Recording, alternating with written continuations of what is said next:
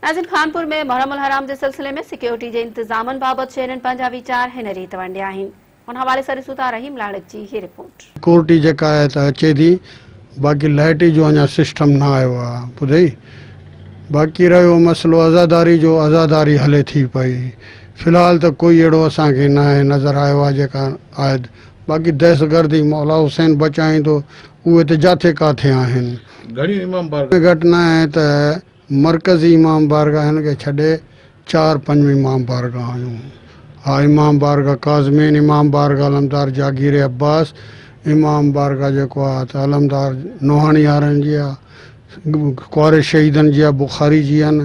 इहा आहे त उन्हनि जी मूंखे ख़बर न आहे, छो त पाण मां इमाम बारगाह ते हूंदो आहियां। छाजे करे त मां पाण गादी नशीन आहियां, इमाम बारगाह छॾे नथो वञा, तॾे जो मालिक आहियां। पर असां वटि जेको बिजली जो निज़ाम जेको आहे उहो इंतिहाई नाक़िस आहे। बिजली जेके आज़ादारी जेका थिए थी उहा 8 खां 4 बजे ताईं थिए थी पई, ऐं बिजली जेका आहे उहा 12:30 मुने 1 बजे जेको आहे त उहो बंदि था करे छॾनि।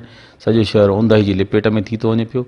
जीअं त दहशतगर्दी जे लिपेट में आहे सॼो शहर, सो हुनखे बिजली बंदि न करणु खपे। बिजली जो जेको आहे उहो हुनखे जेको असां टाइम हुनखे ॾिनो आहे उन टाइम ते हुनखे हलाइणु खपे। उहो कोन था हलाइनि पिया, उहे तमामु असांखे उनजे जेके ख़ुदशा आहिनि त कोई अणवणंदड़ वाक़ियो पेश अचे अलाह न करे। ऐं सिक्योरिटी जे इंतज़ामनि जे हवाले सां सिक्योरिटी ऐं SSP जेको आहे त यकीन दहानी त ॾियाई आहे त मां सिक्योरिटी इंतज़ामनि खे बहितर कंदुसि, पर हिन वक़्तु ताईं अहिड़ी का मौसर सिक्योरिटी जो निज़ाम, मरबूत जेको सिक्योरिटी जो निज़ाम आहे उहो नज़र कोन थो अचे पियो।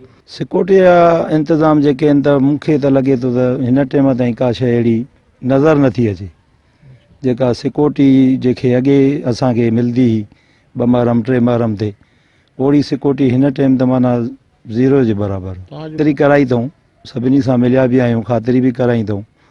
हुननि चयो त असां वटि नफ़री इज़ाफ़ी कोन्हे। ताईं तव्हां पाण ॾिसो था, घुमो था जंहिं गेटनि में रूटनि सां, हाणे हे मेन रूट आहे असांजे भरिसां जेको हे आयो आहे।